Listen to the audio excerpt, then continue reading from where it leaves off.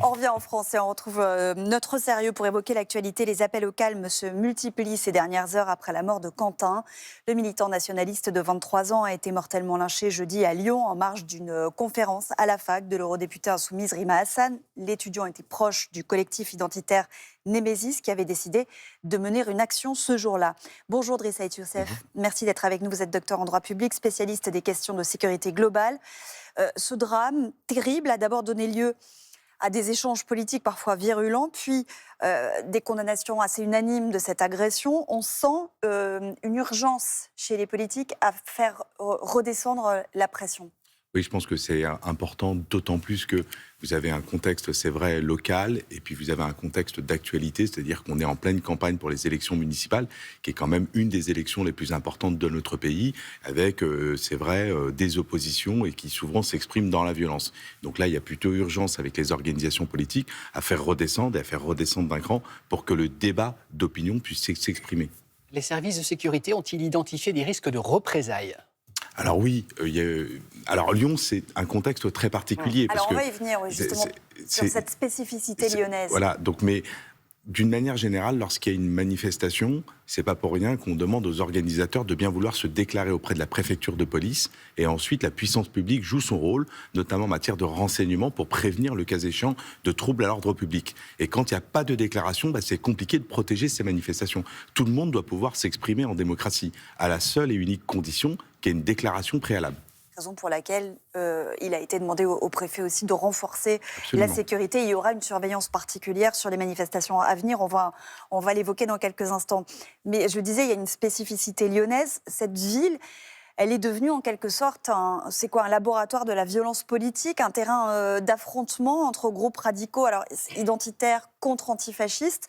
Est-ce qu'il y a un risque aujourd'hui, une crainte en tout cas, d'amplification de ce phénomène ou d'extension de ce phénomène ? Oui, absolument. Alors, la violence politique ne date pas d'aujourd'hui. Elle a toujours existé. On se souvient du GUD, Groupe Union et Défense, qui a été mouvement étudiant d'extrême droite créé dans les années 70. C'est très actif dans les années 70 et 80. Ça a toujours existé.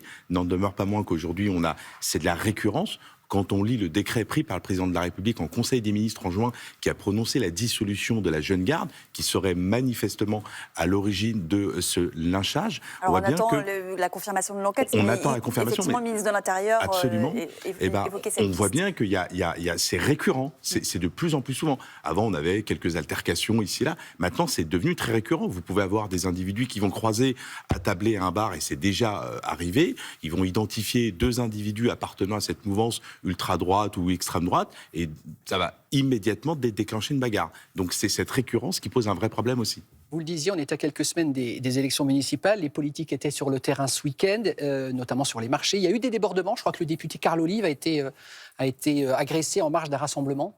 Oui, alors encore une fois, on est dans un contexte très particulier. Il ne faut pas non plus oublier qu'on a aussi une violence verbale qui s'exprime à l'Assemblée, et que par conséquent, vous avez aussi une forme de mimétisme des militants qui vont aussi, à un moment donné, dupliquer cette violence verbale qu'on peut aussi voir à l'Assemblée sur le terrain. Donc les responsables politiques ont aussi une responsabilité de faire atterrir le débat pour que la démocratie, encore une fois, s'exprime au travers de l'expression des idées et des opinions plutôt que des actes violents. Mais quand je vous entends, on a quand même l'impression qu'il y a une colère sourde dans la société, et qu'il pourrait y avoir une étincelle et que ça pourrait dégénérer assez rapidement.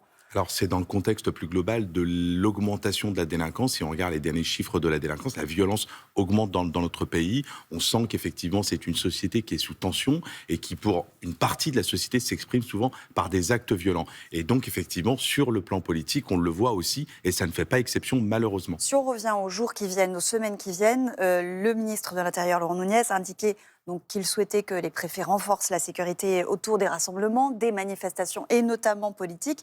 Ça veut dire quoi ? Ça veut dire des services de force de l'ordre dédiés, renforcés ? Alors, il y a un principe, c'est que le maintien de l'ordre revient à la puissance publique. C'est-à-dire que les organisations doivent avoir un service d'ordre, mais un service d'ordre, ce n'est pas là pour faire le coup de poing. C'est là pour encadrer la manifestation, c'est là pour prévenir, le cas échéant, des conflits. Donc prévenir, quand on parle des organisateurs, prévenir, c'est les forces de l'ordre. C'est pour ça qu'on demande une déclaration et un contact, et puis ensuite une activité de médiation. Quand il y a un conflit, on est dans la médiation. On ne fait pas le coup de poing. Donc c'est important de rappeler que le service d'ordre, il n'est pas là pour faire le coup de poing, pour essayer de venger un militant qui a été molesté ou qui a été bousculé. Donc ça, c'est aussi important de le rappeler. Et sur les services de sécurité, par exemple, quand il était ministre de l'Intérieur, Gérald Darmanin avait mis en place des cellules de veille sur l'extrémisme violent. Est-ce qu'elles sont toujours en place? Est-ce qu'il y a de la veille sur les réseaux sociaux, Alors non, particulièrement en ce moment? Alors non, c'est plutôt quelque chose qui est plutôt de l'ordre de l'organisation au niveau des préfectures pour essayer d'identifier des groupuscules, etc. Gérald Darmanin, comme son successeur, ont pris des initiatives visant justement à dissoudre des groupements, mais ces groupements vont toujours se reconstituer. C'est pour ça qu'on appelle ça un groupement de fait. Donc c'est bien d'avoir ces cellules, c'est encore bien qu'effectivement la classe politique se mobilise pour que le débat soit un débat politique, soit un débat apaisé, parce qu'il n'y a qu'en démocratie, en tout cas en démocratie, il n'y a que le débat apaisé qui fera avancer les choses et certainement pas la violence. Merci beaucoup Driss Aït Merci à Youssef. Et on précise, donc, on vous rappelle que le parquet de Lyon tiendra une conférence de presse à 15h autour de l'enquête après la mort de Quentin.